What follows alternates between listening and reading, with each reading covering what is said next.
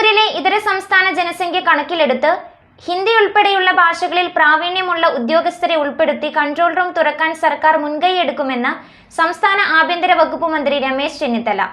Operation തൂഫാന്റെ ഭാഗമായി പെരുമ്പാവൂരിൽ നടത്തിയ പൊതുസമ്മേളനത്തിലാണ് ആഭ്യന്തരമന്ത്രി ഇക്കാര്യം പ്രഖ്യാപിച്ചത്. പെരുമ്പാവൂരിലെ ഇതര സംസ്ഥാന ജനസംഖ്യ കണക്കിലെടുത്ത് ഹിന്ദി ഉൾപ്പെടെയുള്ള ഭാഷകളിൽ പ്രാവീണ്യമുള്ള ഉദ്യോഗസ്ഥരെ ഉൾപ്പെടുത്തി കൺട്രോൾ റൂം തുറക്കാൻ സർക്കാർ മുൻകൈയെടുക്കുമെന്ന് മന്ത്രി രമേശ് ചെന്നിത്തല. ഓപ്പറേഷൻ തൂഫാൻ ജാഗരൺ പരിപാടിയുടെ ഭാഗമായി പെരുമ്പാവൂരിലെത്തിയ മന്ത്രി നാട്ടുകാരോട് സംവദിക്കവെയാണ് ഇത് വ്യക്തമാക്കിയത്. ഇവരിപ്പോൾ നമ്മൾ ഓപ്പറേഷൻ തൂഫാൻ തുടങ്ങിയ ശേഷം ഈ അന്താരാഷ്ട്ര മയക്കുമരുന്ന് ലോബി അല്പം നിശബ്ദമാണ്.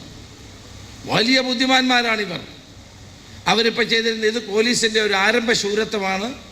1 മാസം 2 മാസം കഴിഞ്ഞാൽ വീണ്ടും പഴയപടിയാകും. അപ്പോൾ നമുക്ക് വ്യവസായവും വ്യാപാരവും തുടങ്ങാം എന്ന് കരുതി ഇപ്പോൾ ഒളിച്ചിരിക്കുന്നവരുണ്ട്. അവരോട് ഞാൻ പറയാൻ ആഗ്രഹിക്കുന്നു, നിങ്ങൾ ഈ പണി നിർത്തിയില്ലെങ്കിൽ ഒരു സംശയവും വേണ്ട, നിങ്ങളുടെ കൈകളിൽ വിലങ്ങ് വീഴും എന്ന കാര്യത്തിൽ സംശയം വേണ്ട. പൊളിച്ചെഴുതണം നമുക്ക് പെരുമ്പാവൂരിൻ്റെ ദുഷ്പേര്. ഈ നാടിൻ്റെ മഹിമയും അന്തസ്സും ഉയർത്തിപ്പിടിക്കാൻ നമുക്ക് ഒന്നിച്ച് പരിശ്രമിക്കണം എന്നുള്ളതാണ് എനിക്ക് പറയാനുള്ളത്. ഇന്നലെ ഞാൻ DGPയുമായി സംസാരിച്ചു. ഒരു സ്പെഷ്യൽ ടാസ്ക് ഫോഴ്സ് കേരളത്തിൽ ഉണ്ടാക്കാൻ തീരുമാനിക്കുകയാണ്.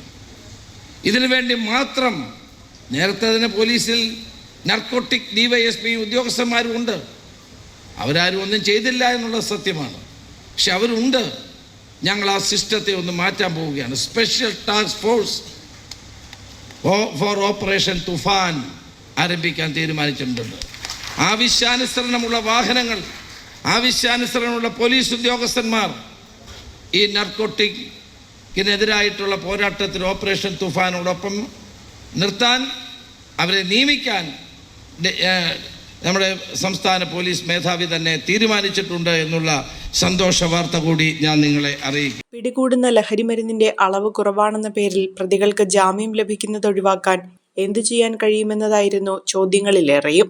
NDPS നിയമം കേന്ദ്ര നിയമമാണെന്നും ഭേദഗതി വരുത്താൻ കോൺഗ്രസ് MPമാർ മുഖേന സമ്മർദ്ദം ചെലുത്തുമെന്നും മന്ത്രി മറുപടി നൽകി. ലഹരി കണ്ടെത്താൻ നാട്ടുകാരും പോലീസും ഉൾപ്പെടുന്ന സമിതിയുടെ പ്രവർത്തനം വിപുലമാക്കണമെന്നും നിർദ്ദേശമുയർന്നു.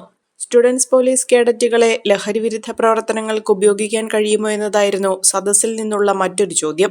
SPC അംഗങ്ങളെല്ലാം തൂഫാൻ യോദ്ധാക്കളാണെന്നും ലഹരിവിരുദ്ധ ദൗത്യത്തിൽ പങ്കാളികളാണെന്നും മന്ത്രി മറുപടി നൽകി.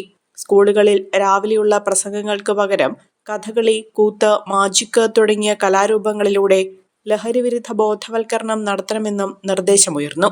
Merchant association secretary VP Noushad, Thandekkad Jamaath HSS അധ്യാപകൻ KA നൌഷാദ്, സോപ്മ പ്രതിനിധി അസീസ് പണ്ടാരപ്പള്ളി തുടങ്ങിയവരാണ് മന്ത്രിയോട് ചോദ്യങ്ങൾ ചോദിച്ചത്.